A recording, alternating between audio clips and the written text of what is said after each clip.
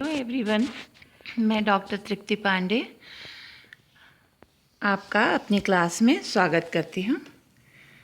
आज हम BA final के फर्स्ट यूनिट से जनजाति की अवधारणा के संबंध में चर्चा करेंगे। ये फर्स्ट पेपर है आपका और इसमें फर्स्ट यूनिट से ही इस चैप्टर पे हम चर्चा करने की कोशिश करेंगे कि आपको जनजातियाँ क्या हैं समझ में आए। तो आप देखते हैं कि मानव सभ्यता के विकास को यदि हम अवलोकन करें, ध्यान से देखें, तो हमें ज्ञात होता है कि सभ्यता के विभिन्न चरणों को पार करके मनुष्य या मानव समूह आज इस अवस्था में या काफ़ी विकासशील है और विकसित स्तर तक पहुंच चुका है। परंतु आज भी कुछ ऐसे समूह हैं जो सभ्यता के विकास के इन चरणों से अभी वंचित हैं, पिछड़े हुए हैं और ऐसे ही कुछ विशिष्ट विशेषताओं वाले जन समूह को या लोगों को या समूह को, समुदाय को हम जनजातियों के नाम से संबोधित करते हैं। जैसे कि आप जानते ही हैं कि भारत एक बहुत विशाल देश है और यहाँ पर कई प्रकार के जाति प्रजातियाँ निवास करते हैं। इन्हीं में से जनजातियाँ एक विशिष्ट या कहना चाहिए कि काफ़ी हद तक इनकी जनसंख्या भारत की जनसंख्या को प्रभावित करती है, क्योंकि इनकी जनसंख्या भारत में कुल जनसंख्या का लगभग 8.2% है। तो यह एक बहुत बड़ी जनसंख्या के रूप में भारत की जनसंख्या का प्रतिनिधित्व करते हैं, इसलिए ये बहुत महत्वपूर्ण भी हैं। जैसे कि आप समझ सकते हैं कि भारत का एक हिस्सा यदि पिछड़ा रह जाए तो भारत कभी आगे विकास नहीं कर सकता। इसीलिए हमारे सामने यह एक चुनौती है कि इन पिछड़े हुए समूह को भी हम दूसरे लोगों के समकक्ष तक ले आएं। और यही कारण है कि इनके संबंध में बहुत अध्ययन चल रहे हैं। मानव शास्त्रियों ने बहुत जनजातियों पे काम किया है और रिसर्च सेंटर हैं जो इन पे बहुत काम कर रहे हैं। और हम ये देखते हैं कि पूरे भारत में जनजातीय जनसंख्या पाई जाती है। और हम यहाँ पे ख़ास तौर से देखेंगे कि मध्य प्रदेश में, छत्तीसगढ़, उड़ीसा, बिहार, गुजरात, बंगाल, राजस्थान, असम इत्यादि ऐसे प्रदेश हैं जहाँ जनजातीय जनसंख्या काफ़ी मात्रा में निवास करती है। इसके अलावा आप देखेंगे लक्षद्वीप, नागालैंड, मेघालय, दादर, नागर हवेली, अरुणाचल प्रदेश, मणिपुर और त्रिपुरा में भी बहुत ज़्यादा इनकी जनसंख्या पाई जाती है। तो इस प्रकार से हम ये देखते हैं कि जनसंख्या इनकी बहुत इम्पॉर्टेंट है, बहुत महत्वपूर्ण है। ये जो जनजातियां हैं इन्हें प्रायः हम देखते हैं कि ये पर्वतीय वन्य क्षेत्रों में या दुर्गम स्थानों पे निवास करते हैं। इनकी अपनी विशिष्ट परंपराएं, रीति रिवाज, खान पान, वेशभूषा, रहन सहन, भाषा, बोली और विवाह के अपने तौर तरीके हैं जो जनजातीय समाज के द्वारा अपनाए जाते हैं। और यही कारण है कि समाजशास्त्रियों, मानव शास्त्रियों के द्वारा इन्हें कई नामों से भी संबोधित किया गया है, जैसे रिजले और ग्रिगरसन, टेलेंट्स, मार्टिन इत्यादि समाज वैज्ञानिकों ने इन्हें आदिवासी कहा है। डॉक्टर एल्विन और हट्टन इन्हें आदिम जातियां कहते हैं। सर्वेंस ने इन्हें पर्वतीय जातियों की संज्ञा दी है। इसके अलावा वेन्स ने इन्हें वन्य जाति कहा है। और अंग्रेजी के ट्राइब का हिंदी रूपांतर जनजाति है, लेकिन इनके लिए संविधान में जो शब्द प्रयोग किया गया है वह है अनुसूचित जनजाति। संविधान के 342वीं अनुसूची या आर्टिकल के प्रथम भाग में यह दर्ज किया है कि जनजातियां कौन हैं या अनुसूचित जनजातियां हम किसे कहेंगे। तो उसमें ये स्पष्ट लिखा हुआ है कि राष्ट्रपति जिन जातियों को या जिन समूहों को चिन्हित करेंगे और उनका नाम उस लिस्ट में यदि शामिल होगा तो वे जनजाति कहलाएंगे। तो आज की जो सर्वमान्य परिभाषा है, संवैधानिक परिभाषा है, वो ये है कि संविधान की अनुसूची में दर्ज जो समूह हैं उन्हें हम जनजाति कहते हैं। अब इसमें एक और विशिष्ट बात ये है कि ऐसे बहुत से ग्रुप हैं, बहुत से समूह हैं जो पिछड़े हुए हैं, परंतु वे जनजातियों की श्रेणी में नहीं आते क्योंकि उनका नाम उस लिस्ट में नहीं है। जिनका नाम है वे ही जनजातियां कहलाएंगे। तो हम इसी कॉन्सेप्ट के साथ आगे बढ़ेंगे। दूसरी बात, इनको आप देखेंगे कि बहुत सारे विद्वान आदिवासी भी कहते हैं, माटी पुत्र भी कहते हैं और जनजातियां तो कहते ही हैं। पिछड़े हुए हिंदू भी इन्हें कहा जाता है। बहुत सारे विद्वानों ने कहा है कि ये पिछड़े हुए हिंदू हैं और अनुसूचित जाति जनजाति इन्हें इसीलिए तकनीकी दृष्टि से कहा गया है। अनुसूचित जनजातियों की संख्या में लगातार हम देखते हैं कि वृद्धि होती जा रही है।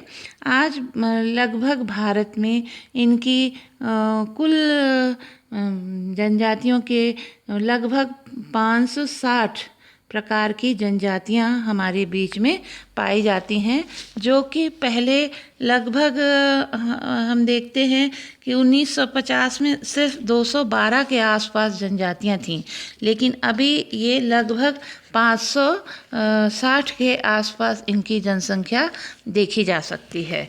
तो जनजातियां स्पष्ट रूप से यदि हम कहें तो यह होता है कि जो आदिम हैं, जो सभ्यता से दूर हैं और जो लोग एक संस्कृति को आत्मसात किए हुए हैं और सामान्य भाषा बोलते हैं, एक समान रहन सहन होता है जिनका और उनका एक समान धार्मिक संस्कार है, तो ऐसे समूह को हम जनजातियों के नाम से जानते हैं।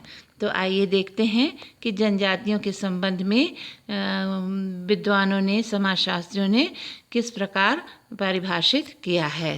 तो जनजातियों की परिभाषा देते हुए डॉक्टर D.N. मजूमदार ने कहा है कि जनजाति को परिवारों का संकलन कहा जा सकता है, जिसका अपना एक सामान्य नाम होता है, जिसमें सदस्य एक निश्चित भूभाग में रहते हैं, सामान्य भाषा बोलते हैं, विवाह, व्यवसाय अथवा उद्योग में कुछ निषेधों का पालन करते हैं तथा एक सुनियोजित आदान प्रदान की व्यवस्था का विकास करते हैं।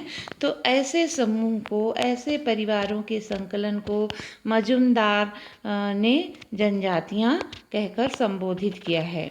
तो इस परिभाषा को यदि हम गौर से देखते हैं तो जनजातियां किसे कहेंगे, तो उन्होंने कुछ क्राइटेरिया बनाया है कि हम इस ग्रुप को ही जनजाति कहेंगे। जैसे आपने देखा पहले लाइन में ही उन्होंने कहा है कि जनजाति परिवारों का संकलन है, अर्थात बहुत सारे परिवार जब एक जगह पे रहते हैं, एक निश्चित भूभाग पे रहते हैं, उनका एक पूरा ग्रुप होता है, तो उसे वे जनजातियां कहते हैं। अब इसमें कुछ और बातें भी शामिल हैं, जैसे उन्होंने कहा है कि उनका एक सामान्य नाम होता है। जैसे आप देखेंगे कि किसी का कोई कंवर है तो कोई गोंड है, तो कोई माझी है, कोई मंझवार है, कोई कुछ है, कोई खैरवार है। ऐसे बहुत से नाम होते हैं और वो उनके विशिष्ट नाम होते हैं। इसके अलावा उन्होंने ये भी कहा कि ये जो जनजातीय सदस्य हैं ये एक निश्चित भूभाग में रहते हैं। इसका मतलब ये है कि एक निश्चित भूभाग में निवास करते हैं और एक निश्चित भूभाग में रहने वाली जनजाति या एक क्षेत्र में रहने वाली जनजाति दूसरे क्षेत्रों में नहीं पाई जाती। जैसे सरगुजा में जो जनजातियाँ या छत्तीसगढ़ में जो जनजातियाँ पाई जाती हैं, आप देखेंगे कि वे जनजातियाँ साउथ में या केरल में नहीं पाई जाती और केरल में उन्हें जनजातियों का दर्जा भी प्राप्त नहीं है।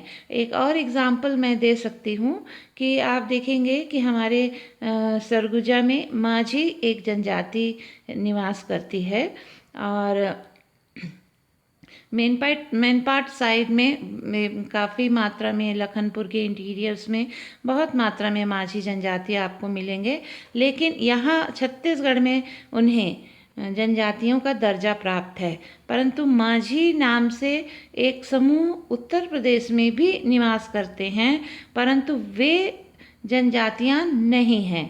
इसके दो कारण हैं।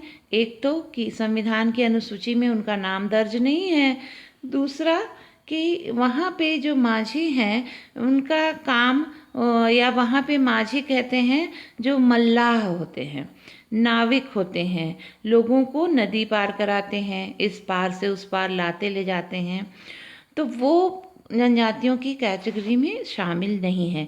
परंतु सरगुजा में माझी जनजाति के रूप में प्रतिष्ठित हैं। इसके अलावा इसी परिभाषा में आप देखेंगे कि वे सामान्य भाषा बोलते हैं। एक जनजाति के लोग एक सामान्य भाषा बोलते हैं।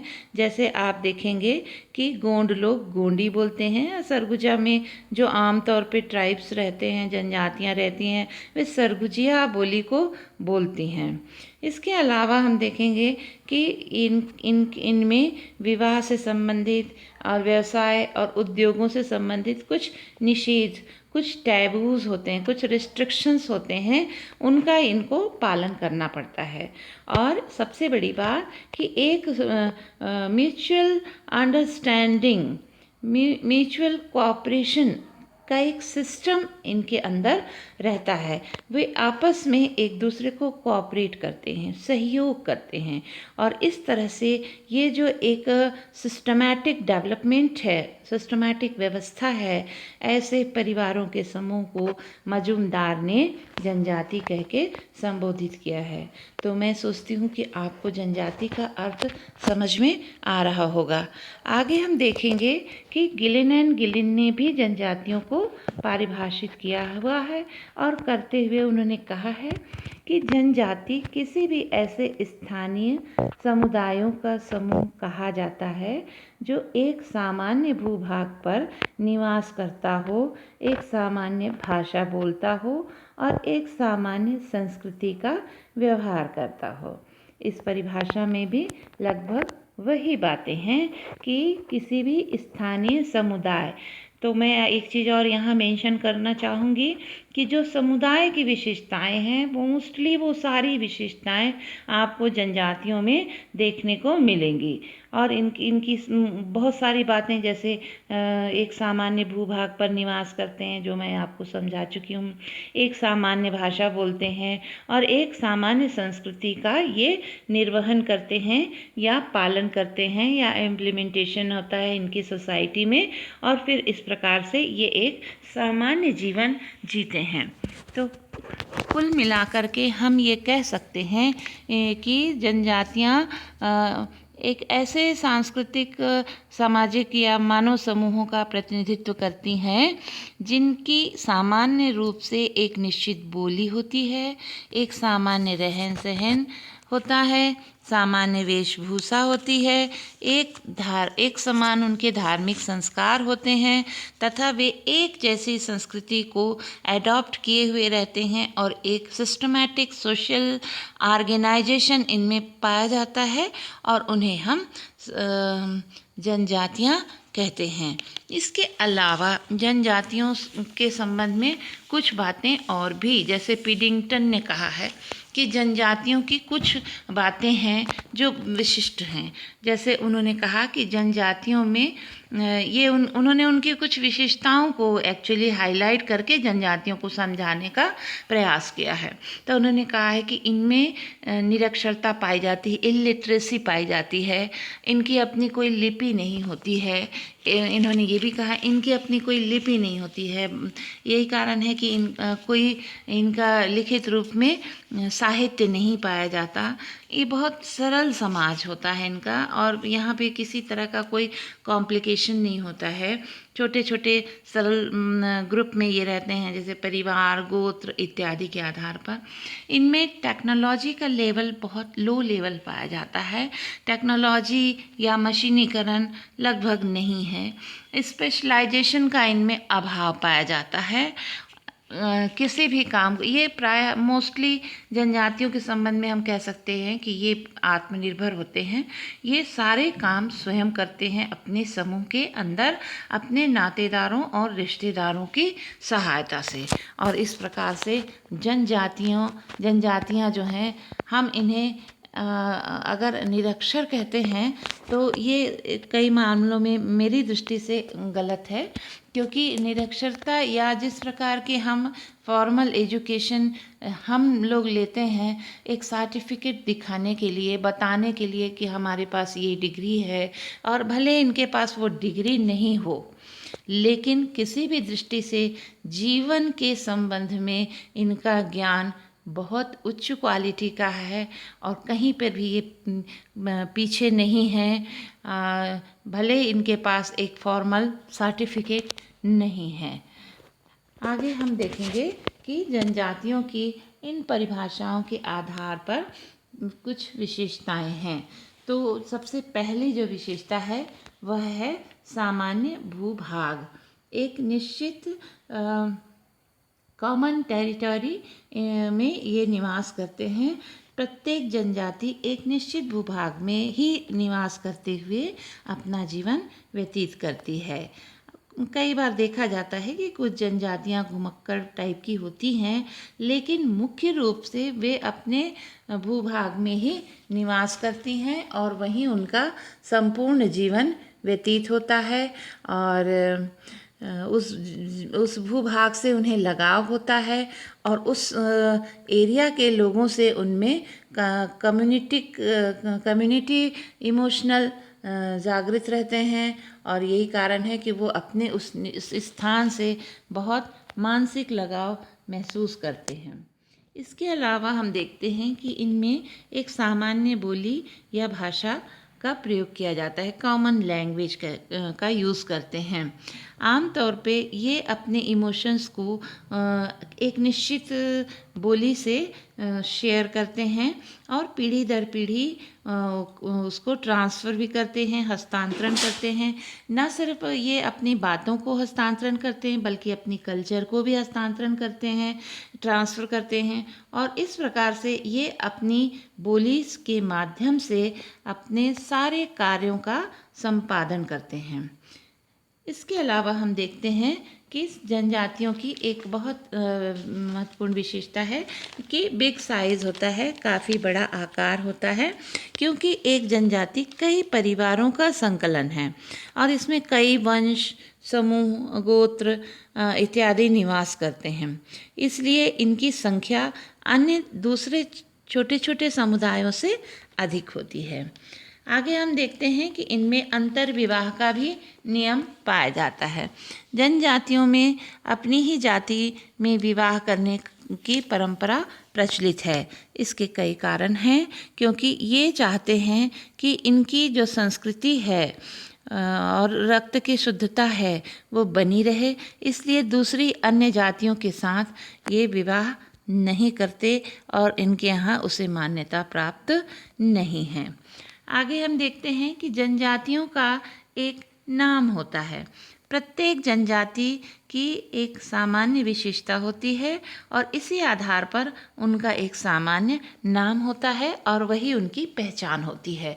जैसे मैंने आपको अभी थोड़ी देर पहले एग्जाम्पल में समझाया था कि गोंड जनजाति है, कंवर जनजाति है, पहाड़ी कोरवा है, मांझी है, मंझवार हैं, खैरवार हैं और भी बहुत सारी जनजातियाँ। छत्तीसगढ़ में लगभग 42 से 46 जनजातियों के नाम हम आइडेंटिफाई करते हैं और देखते हैं कि यहाँ लगभग इतनी जनजातियाँ, लगभग 46 जनजातियाँ यहाँ निवास करती हैं और प्रत्येक जनजाति का अपना एक नाम है, अपना एक परिचय है, तो वो उसी नाम से जानी जाती हैं और हम उन्हें उसी नाम से पहचानते हैं।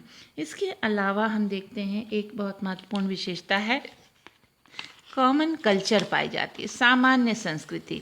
कोई विशिष्ट संस्कृति इनके बीच नहीं पाई जाती और सामान्य संस्कृति का ही ये पालन करते हैं और वही पीढ़ी दर पीढ़ी एक पीढ़ी से दूसरी पीढ़ी को ट्रांसफ़र करते हैं और उसी संस्कृति के अनुसार अपना जीवन यापन करते हैं।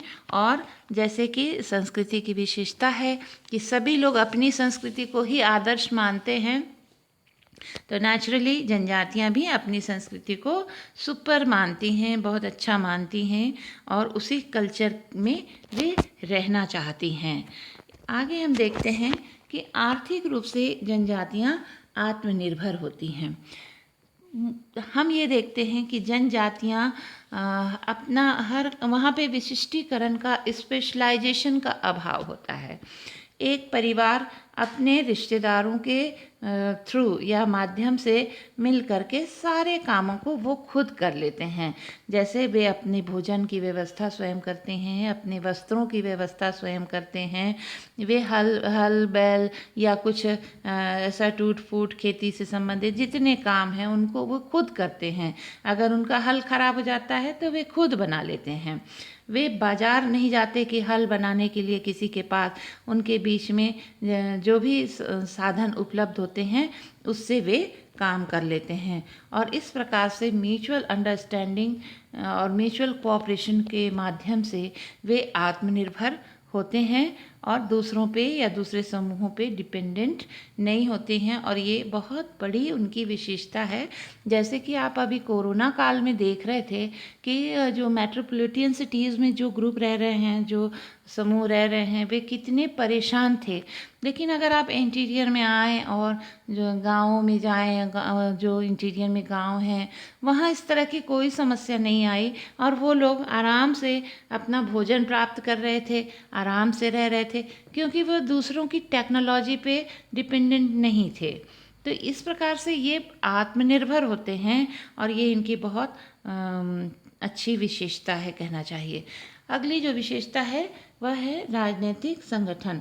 प्रत्येक जनजाति में उनका अपना एक राजनीतिक संगठन या पॉलिटिकल ऑर्गेनाइजेशन पाया जाता है और ये ऑर्गेनाइजेशन अपने समूह के लिए या अपने अपने अपने सदस्यों के लिए नियम, कायदे और कानून बनाता है और वे सारे डिसीजन लेते हैं और लोग जो हैं या जो सदस्य हैं वे उनके आदेशों को मानते हैं और हमेशा वे समुदाय के हित में कार्य करते हैं और पंच होते हैं और पंच सदस्य होते हैं। वे सारे किसी भी समस्या के आने पर वे अपने पंचायत बैठाते हैं और वहाँ पे डिसीजन देते हैं और सारे सदस्य उनको अडॉप्ट करते हैं, मानते हैं, आदर के साथ मानते हैं। वहाँ पे इस तरह न्यायालय या कोर्ट कचहरी जैसी कोई कॉन्सेप्ट नहीं होती थी कि वो लंबे केस चल रहे हैं और डेट पर डेट पड़ रही है और बहुत सरल व्यवस्था में वे अपनी सभी समस्याओं को सुलझा लेते हैं। आगे हम देखते हैं कि इनमें कुछ सामान्य रिस्ट्रिक्शंस पाए जाते हैं, कुछ मनाही होती है जिन कार्यों को करने की, उनके लिए सभी लोग ये कहते हैं कि इनको नहीं करना है। तो सारे सदस्य जो हैं वे इन नियमों को मानते हैं और इन्हीं नियमों के सहारे वे अपना जीवन यापन करते हैं और प्रत्येक सदस्य से ये आशा की जाती है कि वे इन नियमों के तहत ही काम करेगा, और जो लोग नियमों का पालन नहीं करते उनके लिए इनके समाज में दंड की भी व्यवस्था होती है। अगली एक बहुत महत्वपूर्ण विशेषता आप देखेंगे कि इनमें एकता और हम की भावना पाई जाती है। चूँकि ये एक निश्चित भूभाग में रहते हैं और वहाँ पे ये लंबे समय तक रहते हैं, और वहाँ पे इनकी जो कल्चर है वो एक जैसी होती है, इसलिए उनमें एकता की भावना पाई जाती है। और एक साथ रहते रहते आपस में प्रेम भावना भी विकसित हो जाती है और सामूहिकता दिखाई देती है, और सभी सदस्यों के बीच में एकता के कारण ये लोग मानसिक रूप से काफ़ी स्ट्रांग होते हैं और अपने समूह से बहुत लगाव रखते हैं। वी फीलिंग की भावना इनमें होती है, और ये बहुत इनके समूह को समृद्धता और सुदृढ़ता स्ट्रांग बनाती है। अगली एक विशेषता है कि इनमें नातेदारी का बहुत महत्व होता है, क्योंकि नातेदारी जो है इनके बीच में जितनी समस्याएं हैं उन सब का वो समाधान कर देती है, क्योंकि ये सारे काम अपने रिश्तेदारों और नातेदारों के माध्यम से कर लेते हैं। और चूँकि वे नातेदार रक्त संबंधी भी होते हैं, इसलिए आपसी प्रेम भी बहुत होता है इनके बीच में। और ये जो हैं अपने सारे कानूनों प्रथाओं का पालन भी इनकी नातेदारी में ही तक ही सीमित रहता है, और इनके सभी राजनीतिक आर्थिक और सामाजिक संबंध सभी नातेदारों के साथ में एक्सचेंज होते रहते हैं, करते रहते हैं और एक दूसरे को मदद करते हैं। तो इस प्रकार से हम कह सकते हैं कि नातेदारी का इनके जीवन पे बहुत गहरा प्रभाव होता है।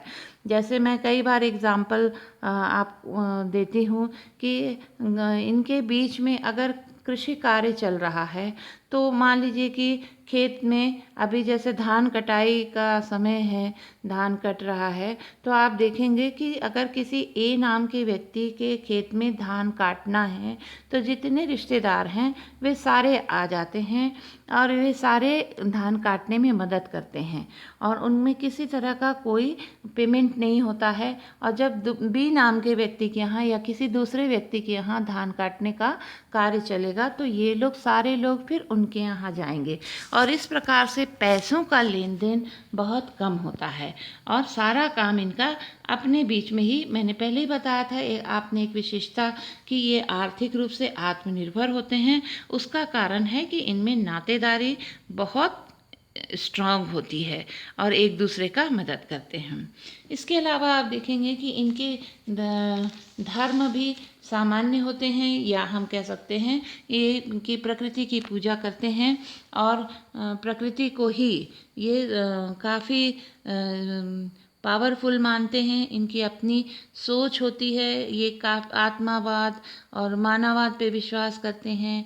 इनमें जादू वगैरह की भावनाएं भी पाई जाती हैं। जादू कई प्रकार के होते हैं, जैसे आप देखेंगे सफ़ेद जादू होता है, काला जादू होता है। इसके अलावा कई तरह की धार्मिक क्रियाएं भी करते हैं, और इनका पूरा जीवन धार्मिक क्रियाओं के इर्द गिर्द ही घूमता है। जितने इनके त्योहार होते हैं वे सब कृषि कार्य से ही रिलेटेड, यानी प्रकृति से रिलेटेड होते हैं। जैसे कर्मा है ना, और तो ये उस समय होता है, कर्मा उस समय होता है जब धान की फसल तैयार होती है और तैयार होकर के वो खलिहान से घर आते रहती है, तो उस समय जब धान लगाया जाता है, बोया जाता है, तो भी पूजा पाठ या कुछ धार्मिक क्रियाओं को करने के बाद ही धान को बोया जाता है। हल की पूजा की जाती है, बैल की पूजा की जाती है, और इस प्रकार से पूरा जीवन धर्म के इर्द गिर्द घूमता है। इनके अपने बहुत सारे विश्वास होते हैं, बहुत सारे इनमें अंधविश्वास भी हैं, और इनके साथ ही इनका पूरा जीवन व्यतीत होता है। इनके अपने विशिष्ट देवता होते हैं, उनकी ये पूजा करते हैं। महादेव और गौरी इनके विशिष्ट आराध्य देव होते हैं, और इन लगभग हर एक उसमें धार्मिक क्रियाकलापों में आप देखेंगे कि महादेव का जिक्र कहीं ना कहीं आता है। सुआ नाच भी इसी का एक प्रतीक है। और इन गांव में आप देखेंगे प्रत्येक जहाँ पे जनजातियाँ रहती हैं वहाँ सरना पाया जाता है। सरना सरना जो है वो एक धार्मिक स्थल होता है जहाँ सभी लोग जा कर के पूजा पाठ करते हैं। उस सरना जो है वो सरई पेड़ों का एक बहुत बड़ा ग्रुप, माने सरई पेड़ों का एक एरिया होता है। वहाँ सिर्फ सरई के पेड़ होते हैं और वही इनका पूजा स्थल होता है जहाँ जा कर के ये पूजा करते हैं और वो बहुत पवित्र स्थल होता है। इस प्रकार से जनजातियों में जो धर्म है वह अपनी विशिष्ट संस्कृति का एक परिचायक है। इसके अलावा हम देखते हैं कि जनजातियों में कॉमन फादर या सामान्य पूर्वज पाए जाते हैं और ये पूर्वज किसी न किसी काल्पनिक पूर्वज से रिलेटेड होते हैं और ये जो पूर्वज होते हैं इन पूर्वजों के अनुसार ही इनके नियम तय होते हैं। आपस में एक पूर्वज को पूजने वाले लोगों के बीच में विवाह नहीं होते हैं। इसके अलावा हम देखते हैं कि गोत्रों का संगठन, क्लान ऑर्गेनाइजेशन भी पाया जाता है और इन्हीं गोत्रों के माध्यम से इनकी नातेदारी का निर्धारण होता है। और गोत्र जो हैं ये प्रायः कई परिवार के सदस्य एक ही गोत्र के सदस्य होते हैं और गोत्र का एक विस्तृत रूप समुदाय के रूप में रहता है और ये परिवार आपस में गोत्र के माध्यम से जुड़े हुए रहते हैं। इसके अलावा हम देखेंगे कि रक्त संबंधों की इनमें बहुत प्रधानता पाई जाती है, महत्व होता है और जनजातीय समुदाय एक निश्चित भूभाग में कई पीढ़ियों से रहता आता है। इसलिए नए सदस्यों के आने के पश्चात कुछ सदस्य आते रहते हैं विवाह के बाद और इसीलिए इनमें पारस्परिक प्रेम, हम की भावना इत्यादि पाई जाती है और रक्त संबंध से जुड़ने के कारण ये इमोशनली एक दूसरे से जुड़े रहते हैं। तो आगे हम देखते हैं कि एक फिगर के माध्यम से जनजातियों की विशेषताओं को सहेजने का प्रयास किया गया है ताकि आप इस चार्ट के माध्यम से ये देख सकें कि जनजातियों की विशेषताएं क्या हैं। और इस प्रकार से हम देखते हैं कि जनजातियां जो हैं वे बहुत भारतीय समुदाय में बहुत महत्वपूर्ण हैं। इनकी अपनी विशेषताएं होती हैं, भाषा होती है और ये दूसरे समुदाय से किसी न किसी रूप में पृथक होते हैं। इनकी बहुत सारी विशेषताएं आपको अलग से दिखाई देंगी और इन विशेषताओं के आधार पर ही हम इन्हें दूसरे समुदायों से अलग देखते हैं।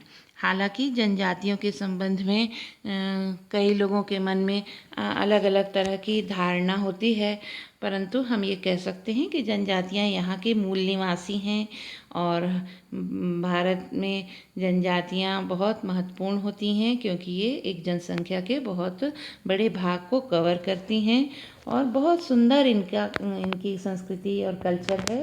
तो आशा है कि आपको जनजातियों की अवधारणा समझ में आ गई होगी। तो आप इस वीडियो को बार बार देखें, पॉइंट्स को नोट करें, याद कर लें और समझने का प्रयास करें। जितने बार आप इसे देखेंगे तो आपको ये क्लियर होते जाएगा। तो घर में रहें, सेफ रहें और इसे शेयर करें ताकि दूसरे बच्चों को भी इससे लाभ हो सके। थैंक यू, धन्यवाद।